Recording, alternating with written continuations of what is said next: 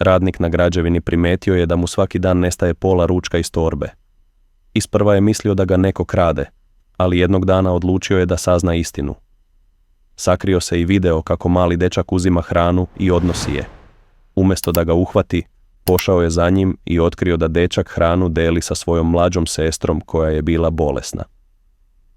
Sljedećeg dana radnik je u svoju torbu stavio dvostruko više hrane.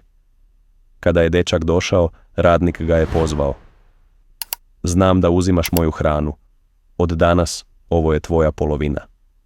Dečak je bio posramljen, ali radnik je dodao. Svako treba da brine o svojoj porodici. I ja imam decu. Mjesecima kasnije, kada se devojčica oporavila, dečak je doneo radniku ručno izrađenu kutiju za užinu. Mama kaže da ste joj vratili veru u ljude, rekao je.